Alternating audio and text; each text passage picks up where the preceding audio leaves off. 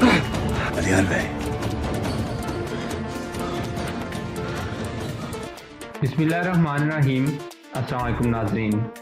इस किस्त के आगाज़ में अर्तुगरुल अलियार को कहता है, इंसाफ कायम करने के लिए मुझे आपकी मदद की ज़रूरत होगी अलियार बे, क्या आप मेरा साथ दोगे? अलियार कहता है, इस पाक मकसद के लिए मैं अपने कबीले तो क्या पूरी दुनिया से लड़ने के लिए तैयार हूँ और मैं आपका पूरा साथ दूंगा। इसी दौरान अर्तुगरुल के साथी जंगजू भी वहाँ पहुँच जाते हैं। फिर तुर्गुत अल्प कहता है, हम तैयार हैं अर्तुगरुल बे। चवदार कबीले के मरकजी हैमे में निकाह की तकरीब शुरू हो चुकी थी। इतने में इस्लेहान भी वहाँ तैयार होकर आ जाती है। जानदार उसको देखकर कहता है, माशाअल्लाह मेरी बेटी कितनी खूबसूरत लग रही है। थोड़ी ही देर में निकाहवान भी वहाँ आ जाता है ताकि उनकी निकाह की तकरीब पूरी की जाए। फिर जानदार बे और आल से पूछता है, अलियार कहाँ है? और आल कहता है, मैं नहीं जानता, शायद वो थोड़ी ही देर में यहाँ आ जाए। फिर सब बैठ जाते हैं। दूसरी तरफ अर्तुगरुल लस्कारिस को कहता है, अगर तुम अपनी जान बचाना चाहते हो तो मुझे सब कुछ बताओ। लस्कारिस कहता है, ये सब कुछ ओराल की ख्वाहिशात के मुताबिक हुआ है। पहले उसने आपकी कलीने जलाकर आपके जंगजुओं को मरवाया, फिर जब आपके चवदार कबीले के साथ ताल्लुकात अच्छे हो गए तो उसने फ्रांसिस्को के साथ मिलकर एक जाल बिछाया और हलीमा सुल्तान और इस्लेहान खातून को अगवा करके आपसे तावान हासिल किया। वो आपको मरवाना चाहता है। ये सुनकर अलियार कहता है, तो फिर ओराल ने फ्रांसिस्को को मरवा क्यों दिया? लस्कारिस कहता है, क्योंकि फ्रांसिस्को मजीद सोने के सिक्के मांग रहा था और उसने ओराल को मारने की भी धमकी दी थी। फिर ओराल ने मांदा के जरिए आपको फ्रांसिस्को का ठिकाना बताया और उसके बाद का मामला आप सारा कुछ जानते हो। फिर अर्तुगरुल कहता है, क्या तुमने मेरे हेमे में मुझे जहर दिया था? लस्कारिस कहता है, वो सिमन का काम था, लेकिन ओराल भी इस बारे में सब कुछ जानता था। फिर अर्तुगरुल लस्कारिस को कहता है, तुम्हें ये सब कुछ अमीर सातीन के सामने कहना होगा। लस्कारिस कहता है, ठीक है, मैं सब कुछ कहने के लिए तैयार हूँ। दूसरी तरफ इस्लेहान खातून और सातीन का निकाह शुरू हो जाता है। निकाह हुआ कहता है, सरदार जानदार की बेटी इस्लेहान खातून, क्या आप अब्दुल्ला के बेटे अमीर सातीन को अपने निकाह में कबूल करती है? इस्लेहान खातून खामोश रहती है और कोई जवाब नहीं देती और सोच में गुम हो जाती है। सब लोग इस्लेहान की तरफ देखना शुरू हो जाते हैं। इसी दौरान हेमे के बाहर बतूहान और आल परसा गुस्से में था। फिर कहता है, तुमने मुझे अपने सारे गुनाहों में शामिल किया, अब वक्त आ गया है कि तुम इसकी कीमत चुकाओ।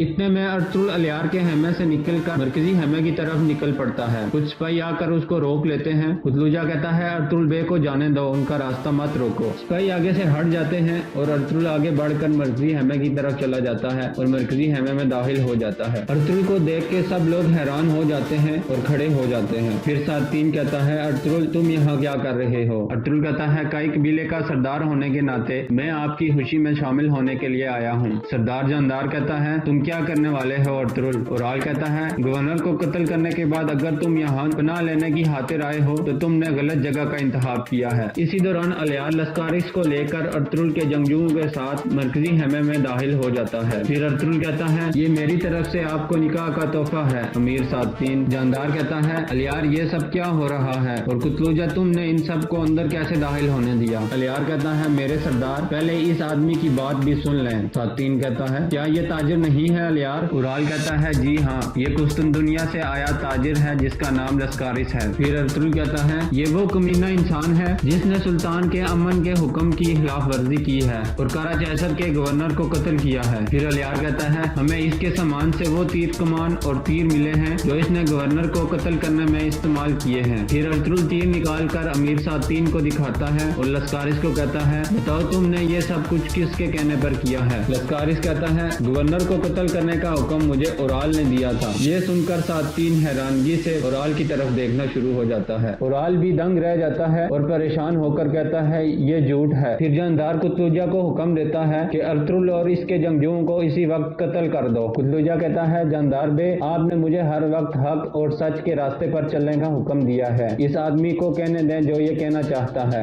फिर अलियार कहता है, बाबा मैं और कुतलुजा एक साथ हैं, हमें वो आदमी चाहिए जिसने टोक्टामिश और गवर्नर को मारने का हुक्म दिया है और फिर उस आदमी के खिलाफ अदालत में मुकदमा चलना चाहिए और फैसला करना चाहिए। फिर अलियार ओराल को मुखातिब करके कहता है कि मुझे आपको अपना भाई कहते हुए भी शर्म आती है। जानदार कहता है, ये तुम क्या कह रहे हो अलियार? फिर ओराल अपनी तलवार निकाल कर अर्तुगरुल पर हमला कर देता है, लेकिन अर्तुगरुल उसका हमला नाकाम करके बच्चे उसके गले पर तलवार रख देता है। ये मंजर देखकर सरदार जानदार और सातीन हैरान और परेशान रह जाते हैं। उधर काराचाइसर किले में कमांडर उसूलिस जंग की तैयारी करते हुए पैतरस को अपने मंसूबे के बारे में बता रहा होता है कि कैसे हम तुर्कों पर हमला करेंगे, और जब हम हमला करेंगे तब तक लस्कारिस भी उन दोनों कबीलों को आपस में लड़ा चुका होगा। फिर अर्तुगरुल अमीर सातीन को मुहातिब करके कहता है, जिस शख्स ने मेरे जंगजुओं को शहीद किया, हलीमा सुल्तान और इसलेहान को अगवा किया और मेरे बेटे को कत्ल करने का हुक्म दिया, उस पर मुकदमा चलना चाहिए। फिर जानदार कहता है, बस करो, बहुत हो गए तुम्हारे बहुतान। क्या ओराल इतना जालिम है कि उसने अपनी बहन को अगवा करवा दिया? लस्कारिस कहता है, ये सब सच है, ओराल ने खुद अपनी बहन को अगवा करवाया था। ये सुनकर ओराल कहता है, ये सब झूठ बोल रहा है, मैं इस आदमी को पहली मर्तबा देख रहा हूँ। लस्कारिस कहता है, हाँ ये सच है, मैं सिमन और पैतरस के साथ उसके तहखाने में रहता था, लेकिन मैं इसके तमाम शैतानी कामों का गवाह हूँ। जब अर्तुगरुल बे ने बाजार पर हमला किया तो मैं पनाह लेने ओराल बे के पास आया था। इसने मुझे बहुत सा सोना देकर ये हुक्म दिया कि गवर्नर को कत्ल करो। ये सुनकर सरदार जानदार की तबीयत खराब होने लगती है और वो गिरने लगता है, तो उसे इसलेहान और ओराल पकड़ लेते हैं। फिर अर्तुगरुल कहता है कि हम कल इस मुकदमे के लिए अदालत लगाना चाहते हैं। मैंने सुल्तान को इस मामले के बारे में सब कुछ हाथ में लिख कर बता दिया है। फिर अलियार कहता है, मैं कुतलुजा और मेरे बाबा